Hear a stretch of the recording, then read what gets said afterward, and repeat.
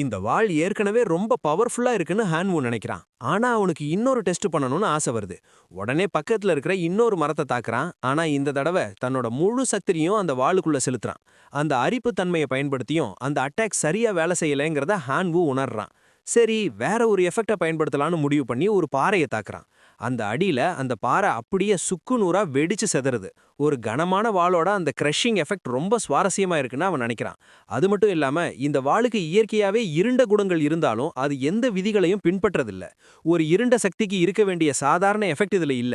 நிஜமாவே இந்த ரெபல் ஸ்வாட் ஒரு அடங்காத வாள் தான். இத வச்சு மத்தவங்கள ஏமாத்துறது ரொம்ப ஈஸி. ஏன்னா இது எப்பவுமே விதிகளுக்கு எதிராக தான் வேலை செய்யும்னு ஒரு ஐடியா பண்றான். அந்த நேரத்துல ப்ரொஃபசர் டின்வன் அங்க வர்றாங்க. நான் அந்த டிவினிட்டி ஃப்ராக்மெண்ட்ஸை வித்துட்டேன், இப்போ நம்ம டென்ட்டை அப்கிரேட் பண்ணலாம்னு சொல்றாங்க. ஆனா சுத்தி இருக்கிற இடமெல்லாம் அழிஞ்சு கிடக்கிறத பார்த்துட்டு, டே இங்க என்னடா பண்ணி வச்சிருக்கேன்னு அதிர்ச்சியா கேக்குறாங்க.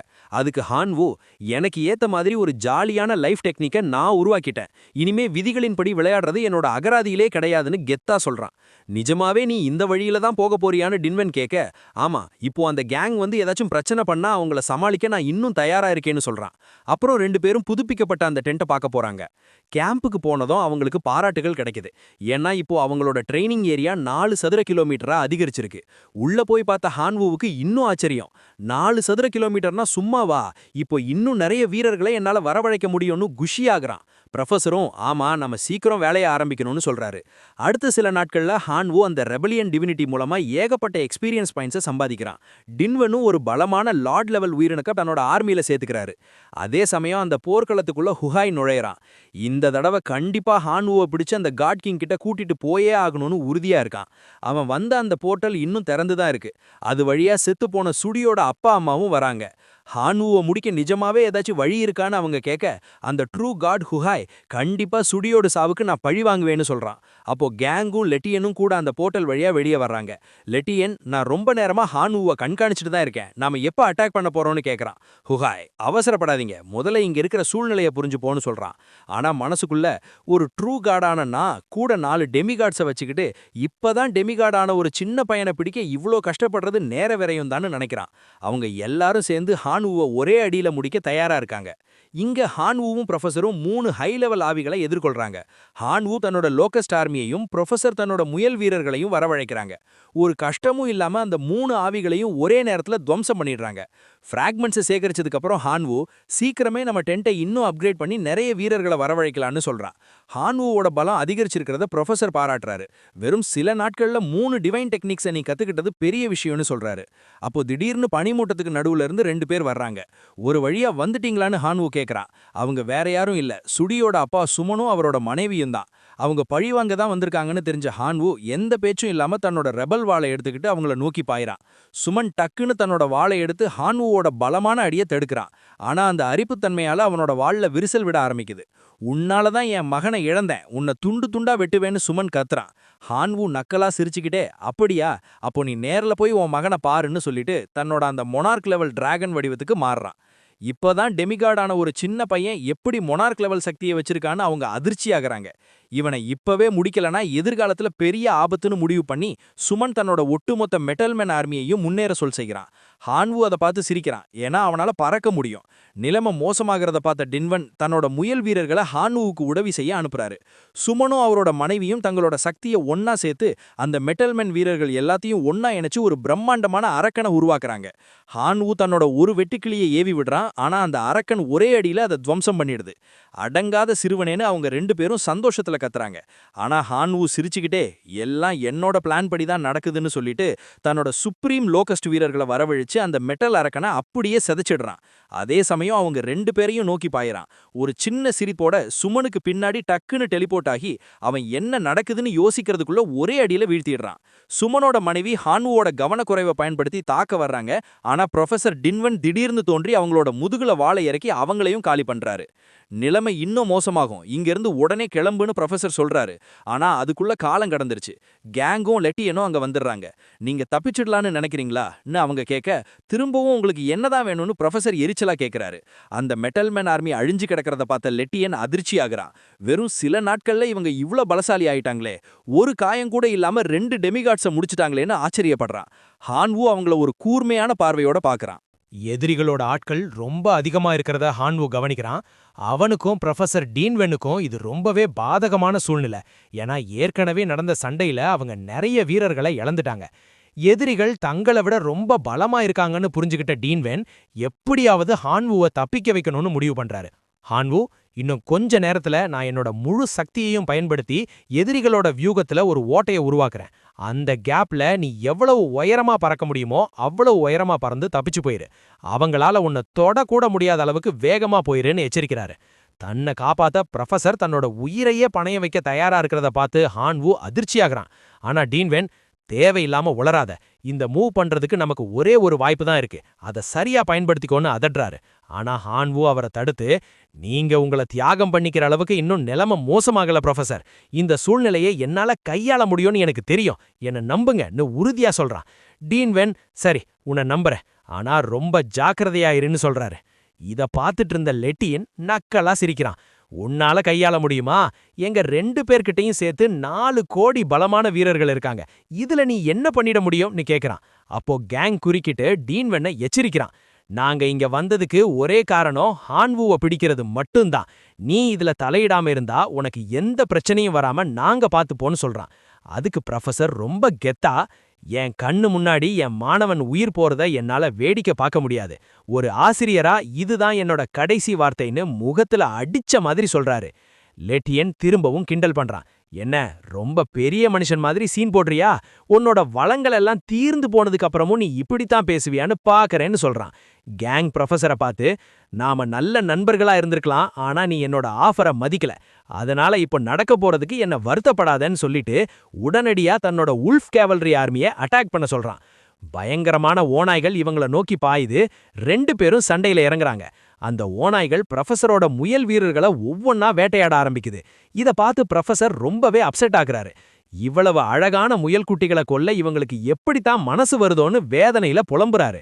இத பயன்படுத்திக்கிட்ட ஹான்வு ஒரு மந்திர இலைய என்சாண்டட் லீஃப உருவாக்குறான். அடுத்த நொடியே அவனோட வாள் உருமாறி ஒரு பயங்கரமான கோஸ்ட் சோல் சைதா மாறுது. அந்த பெரிய அரிவாளை வச்சு சுத்தி இருந்த எல்லா ஓநாய்களையும் வெட்டி சாய்க்கிறான். தரையில விழுந்த அந்த ஓநாய்களோட உடம்புல இருந்து வேர்கள் முளைச்சு மத்த ஓநாய்களை தாக்க ஆரம்பிக்குது. ஹான்வு ஒவ்வொரு தடவையும் ஒரு புது வித்தையை காட்டுறத பார்த்து கேங் செம காண்டாகிறான். அந்த ஓநாய் ஆர்மியோட தலைவன் அந்த வேர்களை அழிச்சிட்டு வரும்போது ஹான்வு டக்குன்னு அவனுக்கு பின்னாடி தோன்றி ஒரே வெட்டுல அந்த மிருகத்தையே துவம்சம் பண்ணிடுறான். ஒரு சின்ன சிரிப்போட எதிரிகள் முன்னாடி வந்து நிக்கிறான் ஹான்வு. கேங் பதறி போய் தன்னோட தாலிஸ்மேனை ஆக்டிவேட் பண்ணி ஒரு பெரிய பாதுகாப்பு கவசத்தை உருவாக்குறான். அப்பாடா, அந்த ஃபெயிலான காட் கிங் கிட்ட இருந்து இந்த கவசத்தை வாங்கினது நல்லதா போச்சுன்னு நிம்மதி பெருமூச்சு விடுறான். ஆனா அடுத்த வினாடியே அவனோட விலா பகுதியில இருந்து ரத்தம் பீச்சு அடிக்குது. பக்கத்துல இருந்த லெட்டியனோட தலை தெரிச்சு போய் விழுது. இத பார்த்ததும் கேங் அலறான். ஆனா அதே சமயத்துல ஹான்வுவோட கையில ஒரு விசித்திரமான வலி எடுக்குது. அவனோட அந்த கோஸ்ட் வைன் ஜெனடிக் லாக்டவுன் நேரம் முடிஞ்சிருச்சு. இத பயன்படுத்திக்கிட்ட கேங், இவ்வளவு ஓநாய்களை கொன்னதுக்கு நீ பெரிய விலை கொடுக்கணும்டான்னு சொல்லிட்டு பென்ரீர் அப்படிங்கிற ஒரு பிரம்மாண்டமான ஓநாய வரவழைக்கிறான். அது வேற லெவல் பவர்ல இருக்கு. அந்த ராட்சச ஓநாய் 2 பேரையும் ஒரே நேரத்துல அட்டாக் பண்ணுது. ஹான்வுவோட டிராகன் உருவம் மறைஞ்சு அவன் சாதாரண நிலைக்கு வந்து தரையில விழுறான். அவனோட அந்த ஜெனசிஸ் டைம் லிமிட் முடிஞ்சதுனால அவனால எந்த பவரையும் பயன்படுத்த முடியல. உடம்பே பயங்கரமா வலிக்குது. நடுங்கிக்கிட்டே பக்கத்துல பார்த்தா ப்ரொஃபசர் டீன்வென் தரையில மயங்கி கிடக்குறாரு. அவர் உயிரோட இருக்காரா இல்லையான்னு கூட அவனுக்கு தெரியல. ஆனா அவனால இப்போ எதுவும் பண்ண முடியாது. ஏன்னா அவன் அந்த பென்ரீரோட பெரிய வாய்க்கு முன்னாடி நிக்கிறான். கேங் இப்ப இவனை முடிக்கலனா அப்புறம் வாய்ப்பு கிடைக்காதுன்னு நினைக்கிறான். ஆனா அப்போதான் அந்த ட்ரூ காட் ஹூகை அங்க வந்து, என்ன பண்ற? ஹான்வுவை உயிரோட தான் பிடிக்கணும்னு நான் ஏற்கனவே சொல்லியிருக்கேன்லன்னு கத்துறான். கேங் பயந்து போய், மன்னிச்சிருங்க, நான் இவனை உயிரோட தான் பிடிக்க வந்தேன்னு சமாளிக்கிறான். ஹூகை ஹான்வுவோட சட்டையை பிடிச்சு தூக்கிட்டு, உனக்கு காட் கிங் கிட்ட இருந்து பெரிய வெகுமதி கிடைக்கும்னு கேங் கிட்ட சொல்றான். கேங் சந்தோஷத்துல நன்றி சொல்லிட்டு தரையில கிடக்கிற டீன்வென்னை பாக்குறான். இவன் ஒரு டெமிகாட், இவனை கொன்னா நமக்கு இன்னும் நிறைய லாபம் கிடைக்கும்னு சொல்லிட்டு அவரை தாக்க போறான். ஆனா ஹான்வு டக்குன்னு தன்னோட சக்தியை தன் கழுத்துக்கே திருப்பி, அவரை தொட்டிங்கன்னா நான் என்னையே கொன்னுக்கணும்னு மிரட்டுறான். ஹூகை நக்கலா சிரிச்சுக்கிட்டே, இந்த நிலைமையில உன்னால உன்னையே கொன்னுக்க முடியுமான்னு கேக்குறான். அதுக்கு ஹான்வு, நான் செத்துட்டா உங்களுக்கு எதுவும் கிடைக்காதுன்னு சொல்லி சொல்லிட்டு தன்னோட டிவைன் ஹங்கர் டெக்னிக்க தான் மேலேயே பிரயோகிச்சு ரொம்ப பலவீனமாகறான். அவன் நிஜமாவே செத்துருவான்னு பயந்த ஹூகை, டே கேங், அந்த ப்ரொஃபஸரை தொடாத, தள்ளி நில்லுன்னு கத்துறான். அப்புறம் டீன்வென் மேல ஒரு சின்ன சாபத்தை போட்டுட்டு, இப்போதைக்கு உன்னை விடமாட்டேன், ஆனா நீ பிழைக்கிறதும் சாகிறதும் உன்னோட விதியை பொறுத்ததுன்னு சொல்லிட்டு எல்லாரும் போர்ட்டல் வழியா காட் கிங்க பார்க்க கிளம்புறாங்க. போர்ட்டலை தாண்டி போனதுக்கு அப்புறம் கேங் டெலிபோர்ட் பண்ண இன்னும் சில நாட்கள் ஆகும், அது வரைக்கும் இந்த சிறுவனை இப்படியே தூக்கிட்டு போவீங்களான்னு கேக்குறான். அதுக்கு ஹூகை, கண்டிப்பா இல்ல, என்னோட டிவைன் ரீல்ம்ல என்னோட போராளியை அடைச்சிருப்பேன், அவனையும் போர்ல பயன்படுத்திக்க முடியும்னு சொல்லிட்டு ஹான்வூவை ஒரு போர்ட்டலுக்குள்ள தூக்கி போடுறாரு. ஹான்வூ கண்ணு விழிச்சு பார்க்கும்போது அவன் ஹூகையோட டிவைன் ரீல்ம்ல இருக்கான். அவனுக்கு முன்னாடி ஒரு பெரிய மான்ஸ்டர் நிக்குது. அவன் தன்னோட சக்தியை பயன்படுத்த முயற்சி பண்றான், ஆனா அவன்கிட்ட எந்த பவரும் இல்ல. எல்லா சக்திகளும் சீல் செய்யப்பட்டிருக்கிறத நினைச்சு அவன் ரொம்ப மனசோர்வு அடைகிறான். பவர் இல்லாத அவனால எந்த ஆபத்தும் இல்லைன்னு தெரிஞ்சுதான் அவனை இங்க அடைச்சு வச்சிருக்காங்க. அப்போ அவனுக்கு பக்கத்துல ஒரு தண்ணி கிண்ணம் இருக்கிறத அவன் பார்க்கறான். ஒரு காட்டு புலிதான் அந்த தண்ணிய அவனுக்கு கொடுக்குது. அதை குடிக்கலாமா வேண்டாமான்னு அவன் யோசிச்சுட்டு இருக்கும்போதே அந்த நபர் அவனை புடிச்சு, அந்த புலி மனிதன் நம்ம ஹான்வுவோட சட்டைய புடிச்சு இழுத்து அந்த தண்ணிய அவனோட தொண்டையில கட்டாயப்படுத்தி ஊத்துறான். ஹுகாய் வெளியில இருந்து ஒரு எச்சரிக்கை கொடுக்கறான். இந்த புலி மனுஷனால பேசவும் முடியாது, கேட்கவும் முடியாது, அவன் சொல்றத மட்டும் செய், அவன் உன்னை ஒன்னும் பண்ண மாட்டான்னு சொல்றான். நம்ம ஹீரோவுக்கு ஆச்சரியம், இந்த வேலைக்காரன் செவிடு மற்றும் ஊமையா? இந்த ஹுகாய் நிஜமாவே ரொம்ப எச்சரிக்கையா தான் இருக்கான்னு மனசுக்குள்ள நினைச்சுக்கிறான். அந்த நேரத்துல நம்ம சோர்ஸ் ஆஃப் மியூட்டேஷன் காமியாவா அங்க தோன்றி, மாஸ்டர், உங்களுக்கு ஏதாச்சும் உதவி வேணுமான்னு கேக்குறான். ஹான்வு அவனை பார்த்ததும் நிம்மதி அடைறான். ஆனா உன்னையும் சேர்த்து தான் சீல் பண்ணிட்டாங்கன்னு நினைச்சேன்னு சொல்றான். அதுக்கு காமியாவா, நீங்க என்ன அந்த டிவினிட்டியை அப்சர்வ் பண்ண விட்டீங்கன்னா என்னால இன்னும் எவால்வ் ஆற முடியும், அது மட்டும் இல்லாம இங்க இருந்து தப்பிக்க உங்களுக்கு தேவையான சக்தியையும் என்னால மீட்டு தர முடியும்னு சொல்றான். ஹான்வு யோசிக்கிறான், என்கிட்ட இன்னும் கொஞ்சம் டிவினிட்டி மிச்சம் இருக்கு, அதனால இந்த ரிஸ்கை எடுக்கலாம், ஆனா எந்த சத்தமும் போடாத, சீக்கிரம் வேலைய முடியலன்னா நாம மாட்டிக்கிடுவோன்னு எச்சரிக்கிறான். அப்போ அந்த டெமிகாட் ஹுகாய் கிட்ட, இன்னும் 3 நாள்ல நாம அந்த கிராமத்தை பாத்திடலான்னு சொல்றத ஹான்வு கேக்குறான். உடனே காமியாவா கிட்ட, 3 நாள்ல உன்னால இதை செய்ய முடியுமான்னு கேக்குறான். ஆனா அவன் கேட்டுக்கிட்டு இருக்கும்போதே அவனோட உடம்புல ஏதோ மாற்றங்கள் நடக்கிறத அவன் உணர்றான். என் உடம்புல என்னென்ன மாற்றங்கள் நடந்திருக்குன்னு ஹான்வு யோசிச்சுட்டு இருக்கும்போது காமியாவா சொல்றான், மாஸ்டர், உங்களை நான் வெற்றிகரமா எவால்வ் பண்ணிட்டேன், இப்போ நீங்க டிவைன் ரிவர் நாகரீகத்தோட லெவல் 3 ஜெனடிக் வாரியர். இதனால என்ன லாபம்னு ஹான்வு கேட்க, அந்த பச்சை நிற ஸ்லைம் பதிலளிக்குது, உங்களுக்கு ஒரு புது சக்தி கிடைச்சிருக்கு, அதுதான் ஜெனடிக் காம்பினேஷன். இதால நீங்க வெவ்வேறு ஜீன்களை ஒன்னா இணைச்சு அந்த உயிரினத்தோட உண்மையான ஜீன்களை பாதிக்காம அதோட உருவத்தை மாத்த முடியும். இதை கேட்டு ஹான்வு குழம்பி போய், இதை எப்படிடா பயன்படுத்துறதுன்னு கேக்குறான். அந்த நேரத்துல அந்த புலி மனிதன் திரும்பவும் சாப்பாடோட வரான். ஹான்வு தான் ஏதோ பிளான் பண்றத மறைக்கிறதுக்காக அந்த சாப்பாட்டை ஏத்துக்கிறான். அப்புறம் தன்னோட புது சக்தியை சோதிச்சு பார்க்க அந்த வேலைக்காரனோட கையை பிடிச்சி இழுக்கிறான். ஹான்வுக்கு சந்தோஷம், ஏன்னா அவன் எதிர்பார்த்த மாதிரியே அவனோட உடல் பலம் அதிகரிச்சிருக்கு. அவனோட பவர் சீல் செய்யப்பட்டிருந்தாலும் அவனோட பலம் இப்போ ஒரு ஹீரோயிக் லைஃப் ஃபார்ம் அளவுக்கு இருக்கு. இதனால அந்த புலி மனிதன் செம காண்டாகிறான். அப்போ அந்த ஆர்மியோட கமாண்டர் அங்க வந்து, சத்தம் போடாம இருங்கடான்னு கர்ஜிக்கிறான். அவன் ஒரு டிரான்செண்டன்ட் லைஃப் ஃபார்ம். ஹான்வுக்கு இதுதான் சரியான வாய்ப்பு. அந்த 2 பேரோட கைகளையும் பிடிச்சிக்கிட்டு ஜெனடிக் காம்பினேஷன் சக்தியை ஆக்டிவேட் பண்றான். அடுத்த நொடியே அந்த வேலைக்கார புலி மனிதனுக்கு புதுசா காதுகள் முளைக்க ஆரம்பிக்குது. ஆனா அதே சமயம் அந்த கேப்டனோட காதுகள் அப்படியே காணாம போயிடுது. 2 பேருக்கு ஒன்னும் புரியல. ஒருத்தனுக்கு காது வருது, இன்னொருத்தனுக்கு காது போகுது. ஹான்வு இதை மறைக்கிறதுக்காக, நீ எனக்கு தண்ணியும் சாப்பாடும் கொடுத்ததுக்கு என்னோட நன்றி கடன், இந்த காதுகள் உனக்கு நான் கொடுத்த கிஃப்ட்னு சமாளிக்கிறான். அதே சமயம் அந்த மான்ஸ்டரோட எனர்ஜியை அவன் உறிஞ்ச ஆரம்பிக்கிறான். மத்தவங்களோட வேலைக்காரங்களையும் என்னோட ஆட்களா மாத்த முடியும் போல இருக்கே, இது ஒர்க் அவுட் ஆனா இவங்கள வச்சு ஹுகாயோட டிவைன் கோரை உரைச்சி இங்கிருந்து தப்பிச்சிடலான்னு பிளான் போடுறான். அந்த வெள்ள புலி கமாண்டர் செம ஆத்திரத்துல, என்னோட காதுகளை திருப்பி குடுடான்னு கத்துறான். ஆனா ஹான்வு அசால்ட்டா அவனோட வயித்துல ஓங்கி ஒரு உதவிடுறான். அப்புறம் அந்த ஆர்மியை தன்னை பின்தொடர சொல்றான். மத்த வீரர்கள் எல்லாம் நெருங்கி வரும்போது ஹான்வு தன்னோட சக்தியை வச்சு அங்க வர்ற எல்லாரோடையும் கனெக்ட் ஆகிறான். அவங்களோட உருவத்தையே மாத்த ஆரம்பிக்கிறான். அந்த வெள்ள புலி, இவன் ஒரு தீய கடவுள், இவனை புடிங்கடான்னு கத்துறான். ஆனா ஹான்வு சிரிச்சுக்கிட்டே நிக்கிறான். அவனோட புது வேலைக்கார புலிமனிதன் முன்னாடி வந்து ஒரே அடியில எல்லா எதிரிகளையும் தூக்கி வீசுறான். அப்புறம் அந்த புலிமனிதன் ஹான்வு முன்னாடி மண்டியிட்டு, என்ன உங்களோட வேலைக்காரனா ஏத்துக்கோங்கன்னு கெஞ்சுறான். ஹான்வு, சரி ஏத்துக்கிறேன், ஆனா இங்க இருந்து தப்பிக்க எனக்கு உங்களோட உதவி வேணும், முதல்ல இந்த டிவைன் ரியல்மோட கோர் எங்க இருக்குன்னு காட்டு. அந்த புலிமனிதன், நான் காட்டுறேன், ஆனா அந்த கோரை ரொம்ப பலமான வீரர்கள் காவல் காத்துட்டு இருக்காங்க, ஒரு எறும்பு கூட அங்க நுழைய முடியாதுன்னு சொல்றான். ஹான்வு யோசிக்கிறான், இவ்ளோ வீரர்கள் இருந்தா நாம கிட்ட போறதுக்குள்ளேயே மாட்டிக்கிடுவோம், அதனால நீ உடனே போய் சில பறவைகளையும் பெருச்சால்களையும் பிடிச்சிட்டு வா, அவங்களோட ஜீன்களை நாம ஒன்னா இணைக்கணும்னு ஆர்டர் போடுறான். எல்லா வேலையும் முடிஞ்சதும் அவங்க அந்த ராயல் சிட்டிக்கு போறாங்க. ஹான்வு அந்த புலி மனிதர்களுக்கு பறவைகளோட ஜீனை வச்சு பறக்கவும் பெரிச்சால்களோட ஜீனை வச்சு மண்ணை தோண்டி உள்ள போகவும் கத்துக் கொடுத்திருக்கான். இதனால யாருக்கும் தெரியாம அவங்களால உள்ள நுழைய முடியுது. ஒரு வீரர் ஹான்வுவோட கவனத்தை ஈர்த்து, மாஸ்டர், அந்த டிவைன் கோர் இதோ நமக்கு நேரா கீழே தான் இருக்குன்னு சொல்றான். நம்ம ஹீரோ ஹான்வு உடனடியா அங்க காவல் காத்துக்கிட்டு இருக்கிற அந்த 3 காட்ஸும் அட்லீஸ்ட் மொனார்க் லெவல் வீரர்களா இருப்பாங்கன்னு ஹான்வு கணிக்கிறான். இது கண்டிப்பா ஒரு கஷ்டமான சவாலா இருக்கும்னு அவனுக்கு தெரியுது. அப்ப அந்த பெரியவர் ஒரு முக்கியமான தகவலை சொல்றாரு. நாளைக்கு இந்த ராயல் சிட்டில வருடாந்திர கொண்டாட்டம் நடக்க போகுது. அந்த நேரத்துல புலி மனிதர்களோட ராஜா கடவுள்களுக்கு பலி கொடுப்பாரு. அந்த சமயம் பார்த்து இந்த எலைட் வீரர்கள் எல்லாம் அந்த சடங்க பார்க்க வெளியே போயிடுவாங்க. இத கேட்ட ஹான்வுவுக்கு ஆர்வம் அதிகமாகுது. அப்படியா?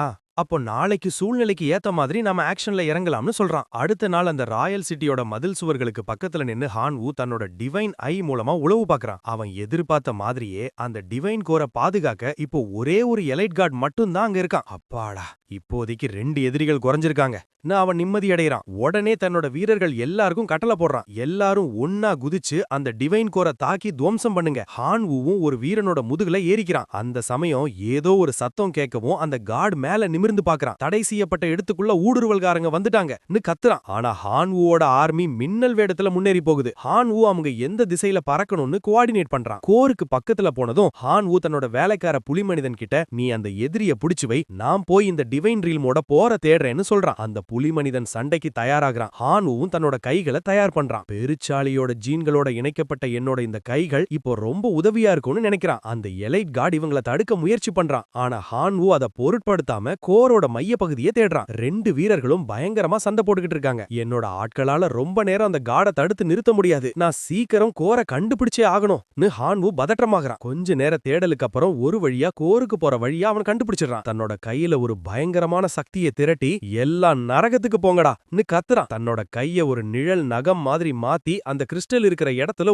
ஓங்கி ஒரு குத்து விடுறான். அந்த கிறிஸ்டல்ல ஒரு சின்ன விரிசல் விழுது. ஆனா ஹான்வுவுக்கு திருப்தி இல்ல. புலி நகங்களோட பெருச்சாலியோட ஜீன்களையும் சேர்த்து மாடிஃபை பண்ணியும் இது ஏன் இவ்ளோ மெதுவா உடையுதுன்னு எரிச்சலாகிறான். அவன் கொடுத்த அந்த அடியில அந்த இடமே பயங்கரமா அதிருது. வெளியில இருக்கிற ஹுகாய் இத உணர்றான். ஹான்வு எப்படி என்னோட கோர் இருக்கிற இடத்துக்கு போனான்னு அவனுக்கு புரியல. அந்த நடுக்கத்தை அவனால தூரத்துல இருந்தே உணர முடியுது. கடைசியா ஹான்வு தான் நினைச்சதை சாதிச்சிட்டான். அவன் பாலவா சிரிக்க ஆரம்பிக்கிறான். இப்போ அந்த கிறிஸ்டல் கடகடன்னு உடைய ஆரம்பிக்குது. ஹுகாயால இதை தாங்கிக்கவே முடியல. இது எப்படி சாத்தியம்? இவன் என்னோட சக்தியையே எனக்கு எதிரா கடன் வாங்கி பயன்படுத்தியிருக்கான்னு அலறான். கோர் உடைஞ்சதுனால ஹான்வுவால இப்ப தப்பிக்க முடியும். அவன் நேரா ஹுகாய் இருக்கிற இடத்துக்கே டெலிபோர்ட் செய்யப்படுவான். ஆனா ஹான்வுவோட சக்திகள் இன்னும் சீல் செய்யப்பட்டே இருக்கு. 2 கடவுள்களை ஒரே நேரத்துல அவனால சமாளிக்க முடியாது. அதனால முதல்ல ஒரு பாதுகாப்பான இடத்தை தேடுறான். தன்னோட புலி மனிதன் கிட்ட, நேரத்தை இழுத்தடிச்சு எனக்கு உதவி பண்ணதுக்கு ரொம்ப நன்றின்னு சொல்லிட்டு அங்க இருந்து நகர்றான். அந்த புலிராஜா அன்னைக்கு ஒரு அபூர்வமான பொருளை ஏலம் விடுறதா ஹான்வு கேள்விப்படுறான். இந்த பொருள் மட்டும் என் கைக்கு கிடைச்சிடுச்சுன்னா இங்க இருந்து தப்பிக்கிறது ரொம்ப ஈஸின்னு நினைக்கிறான். அந்த புலிராஜா மேடையில நின்னு அறிவிக்கிறாரு, இதோ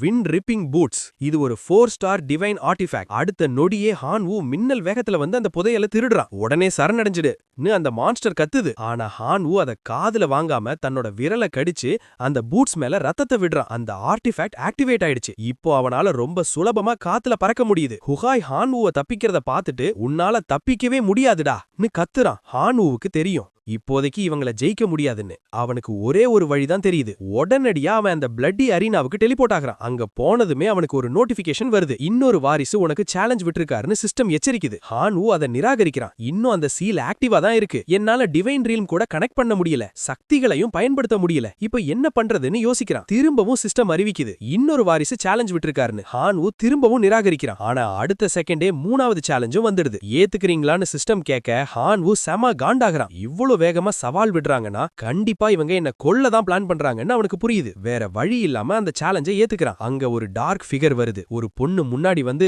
என்னோட நிக் நேம் நைட், உன்னோட கோட் நேம் என்னன்னு கேக்குறா. ஒரு சின்ன பொண்ணா நமக்கு சேலஞ்ச் விட்டாலான்னு ஹான்வுவால நம்பவே முடியல. என்னோட பேரு லோகஸ்ட் பிளேக்னு அவன் சொல்றான். நீ சேலஞ்சை ஏத்துக்கிட்டது எனக்கு சந்தோஷம், இப்போ சாக தயாராயிருன்னு அவ சொல்றா. அவளுக்கு முன்னாடி ஏகப்பட்ட வவ்வால்கள் இருக்கிறத பார்த்து ஹான்வு எக்ஸைட் ஆயிடுறான். ஏன்னா கூட்டமா வந்து இவனுக்கு சேலஞ்ச் விடுறது இதுதான் முதல் முறை. பயமா இருக்கா? பேசாம சரணடைஞ்சிடு, இல்லனா என்னோட வவ்வால்கள் உன்னோட ரத்தத்தை உறிஞ்சிடும். எனக்கு டைம் வேஸ்ட் பண்ண விருப்பம் இல்லன்னு சொல்லிட்டு அவளோட வீரர்களை ஏவி விடுறா. ஆனா ஹான்வு டக்குன்னு அவளுக்கு பக்கத்துல தோன்றி இந்த சின்ன சின்ன வித்தையெல்லாம் என்ன பணிய வைக்க போவாதுன்னு எச்சரிக்கிறான். ஆனா அவ அந்த மூவ கவனிச்சு ஹான்வுவோட வயித்துல ஓங்கி ஒரு உதவிடுறா. ஹான்வு அப்படியே பறந்து போய் செவுத்துல மோதுறான். இந்த சண்டைக்காகவே நான் ஸ்பெஷலா ட்ரைனிங் எடுத்திருக்கேன், என்கிட்ட கை கலப்புல இறங்குறது நீயே சாவுக்கு வழி தேடுற மாதிரின்னு நைட் எச்சரிக்கிறா. ஹான்வுவுக்கு தெரியுது கை கலப்புல தான் வீக்னு, அதனால அந்த வவ்வால்களை தாக்க முடிவு பண்றான். ஆனா அங்க ஏகப்பட்ட வவ்வால்கள் இருக்கு. அவன் யோசிச்சுட்டு இருக்கும் போதே ஒரு வவ்வால் அவனை கடிச்சிடுது. ஹான்வு தயங்காம அந்த வவ்வாலை புடிச்சு தன்னோட சக்தியை பயன்படுத்த, ஹான்வு தன்னுடைய ஜெனடிக் காம்பினேஷன் சக்தியை பயன்படுத்தி தன்னை தாக்கி அந்த வவ்வால திருப்பி அப்படியே ஆவேசமா கடிச்சிடுறான். இத பார்த்த அந்த பொண்ணு நைட் அப்படியே அதிர்ச்சியில உறைஞ்சு போயின்றா. என்னடா இவன் என்ன பைத்தியமான அவளுக்குள்ள ஒரு கேள்வி வருது. ஆனா ஹான்வுவோட தன்னம்பிக்கை இப்ப வேற லெவல்ல இருக்கு. அவன் கிட்ட இருந்து சக்தி எல்லா திசைகளிலும் சிதறுது. தன்னோட வவ்வால்கள் கிட்ட இருந்து ஹான்வு சக்தியை உறிஞ்சிறத பார்த்து அவர் ரொம்பவே பயப்படுறா. இதனால அவளும் தன்னோட கவனத்தை ஒருமுகப்படுத்தி lord of the eternal lineage அப்படிங்கிற ஒரு பயங்கரமான வேம்பயரை வரவழைக்கிறா. அந்த வேம்பயர் தன்னோட ராட்சத பற்களை வச்சு ஹான்வுவோட உயிர் சக்தியை உறிஞ்ச ஆரம்பிக்குது. ஹான்வு ஒரு நிமிஷம் பதறான், ஏன்னா அந்த வேம்பயர் அவனோட ரத்தத்தையும் சேர்த்து உறிஞ்ச பாக்குது. ஆனா அதை நினைச்சதும் அவனுக்குள்ள ஒரு வெறி தான் வருது. நீ என் ரத்தத்தை உறிஞ்சிரியா, நான் உன்னோட உயிர் சக்தியையே உறிஞ்சிரண்டான்னு சொல்லி அந்த வேம்பயரையே திருப்பி கடிச்சிடுறான். அவனோட ஜெனசிஸ் காம்பினேஷன் சக்தியை ஆக்டிவேட் பண்ணதும் அந்த வேம்பயர் அப்படியே ஹான்வு கண்ணு முன்னாடியே கரைஞ்சு போய் ரொம்ப சுலபமா தோற்கடிக்கப்படுது. அடுத்த மூவ் என்னன்னு ஹான்வு நக்கலா கேக்குறான். தன்னோட பிளான் இப்படி தவிடுபுடியானதை நினைச்சு நைட்டு செம ஆத்திரப்படுறா. ஆனா அவ விடல, இன்னும் நிறைய வீரர்களையும் புது வேம்பயர்களையும் வரவழைச்சு அட்டாக் பண்றா. நீ என்ன பண்றன்னு நான் பாக்குறேன்னு நைட் எச்சரிக்கிறா. ஹான்வு ஓட முயற்சி பண்றான், திரும்பவும் அவனோட ரத்தம் திருடப்படுது. ஆனா முழு வேகத்துல இருந்த அந்த சக்தி அப்படியே சிதறிப்போகுது. ஹான்வு ஒரு பயங்கரமான சிரிப்போட அப்படியே அசையாம நிக்கிறான். ஹான்வு இப்போ அவளோட ரத்தத்தை உறிஞ்சறதுக்காக அவளை நோக்கி பாயிறான். ஆனா அந்த நொடியே அவ பயந்து போய் சரணடைஞ்சிடுறா. எப்போ நிறுத்தணும்னு அவளுக்கு தெரிஞ்சிருக்குன்னு ஹான்வுவுக்கு சந்தோஷம். அப்போ அவ, நீ ஒருவேளை அகாடமி ஸ்டூடெண்டான்னு கேக்குறா. அப்பதான் ஹான்வுக்கு யூனிவர்சிட்டியே ஞாபகமே வருது. என்ட்ரன்ஸ் எக்ஸாம் முடிஞ்சிடுச்சான்னு அவன் கேட்க, அவ ஆமா 10 நாள் முன்னாடியே முடிஞ்சிடுச்சுன்னு சொல்றா. இந்த தகவலை கேட்டதும் ஹான்வு அப்படியே ஷாக் ஆகி உறைஞ்சு போயிடுறான். அந்த பழைய போர்க்களத்திலேயே ரொம்ப குறியா இருந்ததுனால அவன் மெயின் என்ட்ரன்ஸ் எக்ஸாமையும் கேபிட்டல் இம்பீரியல் அகாடமியோட ஃபைனல் அசஸ்மெண்ட்டையும் மிஸ் பண்ணிட்டான். நான் கிளம்புறான், இல்லனா என்ன அகாடமில இருந்து தூக்கிடுவாங்கன்னு சொல்லிட்டு வேகமா ஓடுறான். அடுத்த தடவை உன்னை கண்டிப்பா தோக்கடிப்பேன்னு நைட் அவனுக்கு ஒரு கடைசி எச்சரிக்கை கொடுக்கறா. கொஞ்ச நேரம் கழிச்சு ஹான்வு கேபிட்டல் கேட்டு கிட்ட வர்றான். ஆனா அங்க இருக்கிற கார்டு அவனை தடுக்கிறாரு. ஹான்வு செம காண்டாகி, நான் இங்க படிக்கிற ஸ்டூடெண்ட் ப்ரொஃபசர் லீனா கிட்ட பேசணும்னு கத்துறான். ஆனா அந்த கார்டு, யாரோ ஒரு ப்ரொஃபசர் பேரை சொன்னா மட்டும் நான் உள்ள விட மாட்டேன், உன்கிட்ட முறையான அனுமதி இல்லைன்னு கராரா சொல்லிடுறாரு. அப்போ அங்க நம்ம பிளான் பையன் சிங்னியான் வர்றான். டேய் ஹான்வு, நீ இங்க என்ன பண்ற அப்படின்னு ஆச்சரியமா கேக்குறான். எல்லாரும் உன்னை தேடிக்கிட்டு இருக்காங்கடா, இவ்ளோ நாளா எங்க போயிருந்தேன்னு கேக்குறான். ஹான்வு, எனக்கு லீனா மேடத்துக்கிட்ட ஒரு முக்கியமான விஷயம் பேசணும், ஆனா என்னால உள்ள போக முடியலன்னு சொல்றான். அது ஒரு பிரச்சனையே இல்ல, நான் உன்னை நேரடியா அவங்க ஆபீஸ்க்கே கூட்டிட்டு போறேன்னு சொல்லி சிங்னியான் ஒரு போர்ட்டலை ஓபன் பண்றான். ஹான்வு அவனுக்கு நன்றி சொல்றான். சிங்னியான், அகாடமிக்குள்ள என்ன நடந்துச்சுன்னு நான் சின்வாங் கிட்ட சொல்றேன்னு சொல்லிட்டு கிளம்புறான். ஹான்வு லீனா மேடத்துக்கிட்ட எல்லா விஷயத்தையும் சொல்றான். அந்த பழைய போர்க்களத்துல ஹூஹாயும் கேங்கும் அவனை பிடிச்சு வச்சிருந்ததையும் அவனால அந்த சீலை உடைக்க முடியலங்கிறதையும் சொல்றான். லீனா மேடம் கோபத்துல டேபிள ஓங்கி தட்டி, எவ்வளவு தைரியம் இருந்தா 2 பெரியவங்க சேர்ந்து கேபிட்டல் இம்பீரியல் அகாடமியோட ஒரு ஸ்டூடெண்ட்டை இப்படி மிரட்டுவாங்க, உனக்கு கண்டிப்பா நீதி கிடைக்கும், நீ கவலைப்படாதன்னு சொல்றாங்க. அப்புறம் அந்த சீலை பார்த்துட்டு, நான் ஒரு ட்ரூ காடஸா இருந்தாலும் இன்னொரு ட்ரூ காடு போட்ட சீலை என்னால எடுக்க முடியாது, அதனால நீ ப்ரொஃபசர் ஷூஹாய் கிட்ட உதவி கேட்கறது தான் நல்லதுன்னு சொல்றாங்க. அவங்க உடனே ஷூஹாய்க்கு தகவல் கொடுக்கறாங்க. ஒரு போர்ட்டல் ஓபன் ஆகி ஷூஹாய் அங்க வர்றாரு. ஹான்வு அமைதியா கவனிச்சுக்கிட்டு இருக்கான். விஷயம் ரொம்ப சிக்கலா இருக்கு போலயேன்னு ப்ரொஃபசர் சொல்றாரு. ஒரு டிவைன் ரியல்முக்குள்ள தூக்கி போடப்பட்டும் நீ உயிரோட திரும்ப வந்தது ஒரு பெரிய மிராக்கிள். அதனால நான் நேரடியா ரெக்டர் கிட்ட பேசி உனக்கு நீதி கிடைக்க ஏற்பாடு பண்றேன்னு உறுதி கொடுக்கறாரு. லீனா மேடம், இதனால தான் ஹான்வு ஃபைனல் அசஸ்மெண்ட்டை மிஸ் பண்ணிட்டான், அவன் திரும்பவும் அகாடமியில படிக்க ஏதாவது வழி பண்ணுங்கன்னு கேக்குறாங்க. ஷூஹாய் அதுக்கு சம்மதிக்கிறாரு. அகாடமி சில விதிகளை பின்பற்றணும் தான், ஆனா ஹான்வுவோட பலம் எந்த ஒரு அஃபிஷியல் ஸ்டூடெண்ட்டுக்கும் குறைஞ்சதில்ல. நீ ஒரு முக்கியமான ஸ்டூடெண்ட், அதனால உனக்கு உதவ நான் என்னால முடிஞ்சதை செய்யறேன்னு ஹான்வு கிட்ட சொல்றாரு. ஹான்வு அவங்களுக்கு நன்றி சொல்றான். நாம ஒரு ஃபேமிலி மாதிரி, அதனால இந்த ஃபார்மாலிட்டி எல்லாம் வேணாம், முதல்ல உன்னோட டிவைன் ரியல் மேக்ஸஸை சரி பண்ணுவோம்னு சொல்லிட்டு ஹான்வுவோட முதுகுல ஒரு லைட் ஸ்லாப் தட்டுறாரு. அந்த ஒரு சின்ன தட்டுக்கு ப்ரொஃபசரோட 300 மில்லியன் டிவைன் பவர் செலவாகுது. ஆனா ஹான்வுக்கு இப்போ தன்னோட டிவைன் ரியல்மு கூட திரும்பவும் கனெக்ட் பண்ண முடியுது. சீக்கிரம் உள்ள போய் எல்லாம் சரியா இருக்கான்னு பாரு, ரொம்ப நாளா நீ அங்க இல்லாததுனால புது பிரச்சனைகள் வந்திருக்க வாய்ப்பு இருக்குன்னு ஷூஹாய் சொல்றாரு. ஹான்வு 2 பேருக்கும் நன்றி சொல்லிட்டு உடனடியா தன்னோட டிவைன் ரியல்முக்குள்ள நுழையறான். உள்ள போனா அங்க ஒரே ரணகளம். எல்லா இனங்களும் ஒண்ணுக்கொண்ணு பயங்கரமா அடிச்சுக்குதுங்க. ஹான்வு மேல பறந்து போய் பார்த்துட்டு இங்க என்னதான் நடக்குதுன்னு ஒண்ணும் புரியாம முழிக்கிறான். அது மட்டும் இல்லாம அவனோட லோக்கஸ்ட் வீரர்களை காணோமேன்னு கவலைப்படுறான். அப்பதான் பக்கத்துல பார்க்கறான், அவனோட லோக்கஸ்ட் வீரர்கள் எல்லாம் ரொம்ப பலவீனமா இருக்காங்க. வீரர்களோட எண்ணிக்கை அதிகமாகிக்கிட்டே போகுது. ஆனா அவங்க கிட்ட அந்த பழைய கெத்தே இல்ல. அவங்க ஒரு எலீட் வீரர்கள் மாதிரியே தெரியல. உருப்படாத வீரர்கள் எல்லாம் பலி கொடுத்துட்டு உருப்படியானவங்கள மட்டும் வச்சுக்கலான்னு ஹான்வு ஒரு முடிவுக்கு வர்றான். ஹான்வு தன்னுடைய பவர் சீல ஆக்டிவேட் பண்றான். அடுத்த நொடியே அவனோட அந்த எலைட் லோக்கஸ்ட் வீரர்கள் அங்க தோன்றுறாங்க. ஆனா அவங்கள பார்த்ததும் ஹான்வுக்கு ஒரு சின்ன கவலை வருது. ஏன்னா அவன் கிட்ட இப்போ டிரான்செண்டன்ட் லெவல்ல இருக்கிற வீரர்கள் ரொம்ப கம்மியா தான் மிஞ்சி இருக்காங்க. அந்த நேரத்துல அங்க இருக்கிற மத்த வீரர்கள் எல்லாம் ஹான்வுவோட வருகையை உணர்ந்து ஓடி வந்து அவரை வரவேற்கிறாங்க. அதுல ஒரு ஸ்கெலட்டன் கிங் முன்னாடி வந்து ஹான்வுக்கு மரியாதை செலுத்துறான்.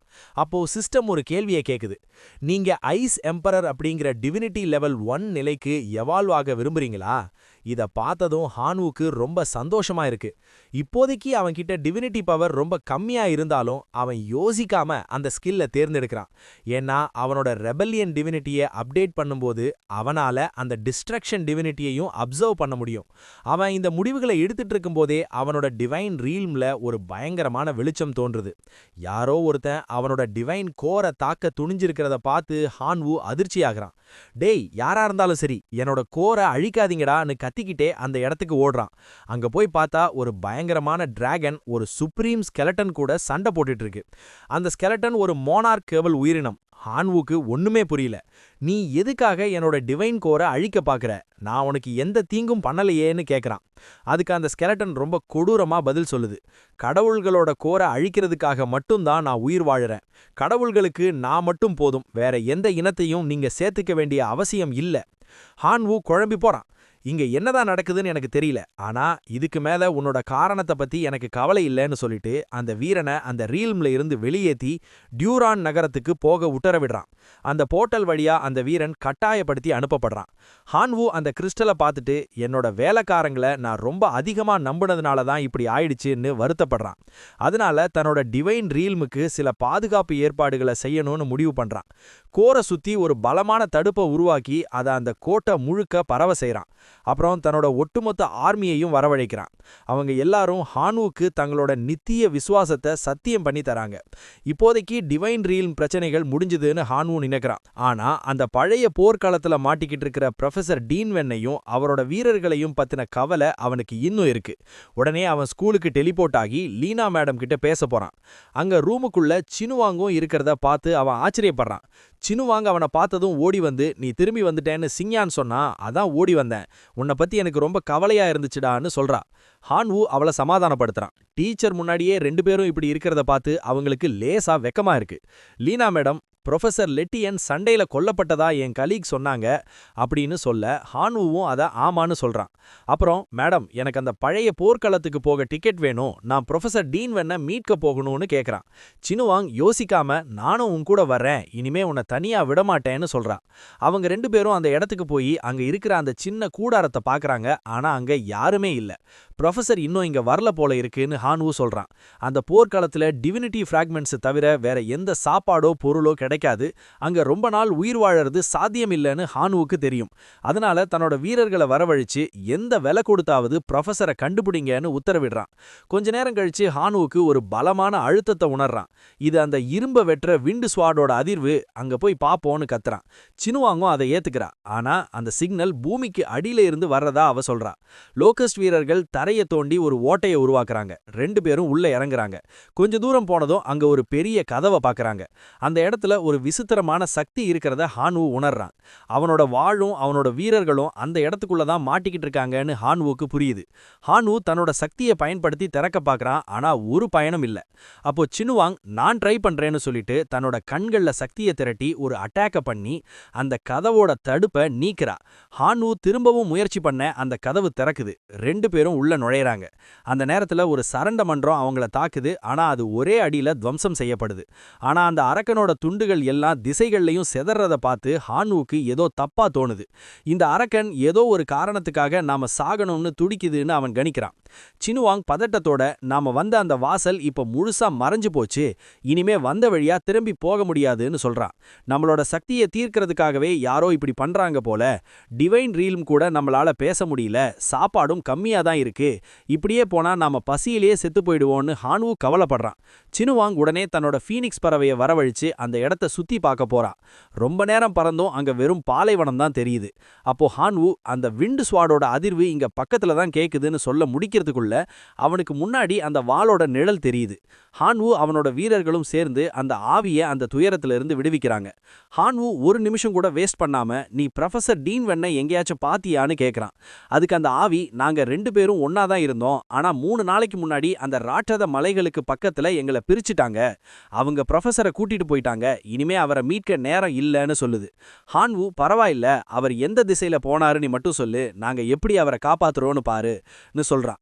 அந்த ஆவி ஒரு திசையை காட்டுது. கொஞ்ச தூரம் போனதும் அங்க ஒரு சின்ன கிராமம் தெரியுது. 2 பேரும் அந்த ஃபீனிக்ஸ் பறவையிலிருந்து கீழே இறங்குறாங்க.